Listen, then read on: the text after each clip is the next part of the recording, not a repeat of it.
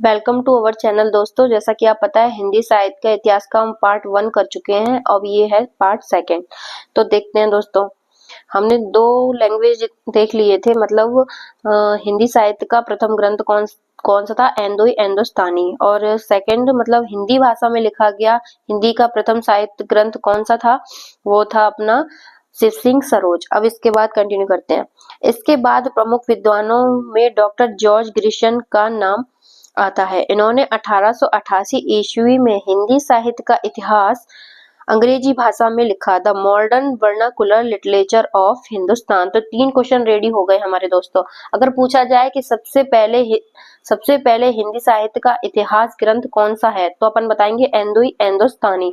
और पूछा जाए अगर हिंदी भाषा में लिखा गया हिंदी साहित्य का प्रथम ग्रंथ कौन सा है, तो बताएंगे शिव सिंह सरोज।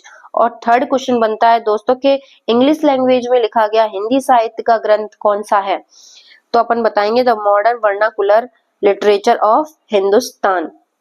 इसी के साथ आगे बढ़ते हैं और कंटिन्यू करते हैं। यह कालक्रम की दृष्टि से लिखा गया पहला साहित्य ग्रंथ है। कौन सा? इंग्लिश वाला, जो इंग्लिश लैंग्वेज का ग्रंथ है ना, लिटरेचर ऑफ हिंदुस्तान, वो कालक्रम की दृष्टि से लिखा गया पहला साहित्य ग्रंथ था। इनके अतिरिक्त अन्य विद्वानों में जैसे कि राहुल सांकृत्यायन, हजारी प्रसाद द्विवेदी, मिश्र बंधु कौन होते हैं? मिश्र बंधु में आते हैं 4591 कवियों का वर्णन किया गया है मिश्र बंधु में, ठीक है। गणपति चंद्रगुप्त, महावीर प्रसाद और ये है रामचंद्र शुक्ल। तो दोस्तों किंतु सर्वाधिक मान्यता रामचंद्र शुक्ल कृत, सबसे ज्यादा इन सब जो ग्रंथ बने हुए हैं इन सब में सबसे ज्यादा मान्यता किसको प्राप्त है? वो है रामचंद्र शुक्ल को।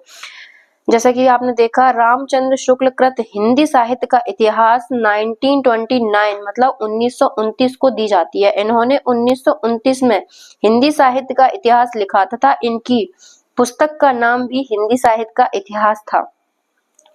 जो इन्हें पुस्तक लिखी थी ना रामचंद्र शुक्ल ने, उसका नाम क्या था? हिंदी साहित्य का इतिहास। और उन्होंने इस बुक को 4 भागों में विभाजित किया, जैसे कि 4 पार्ट में मतलब बताया इन्होंने हिंदी का साहित्य, जैसे कि आदिकाल, पूर्व मध्यकाल, उत्तर मध्यकाल और आधुनिक काल।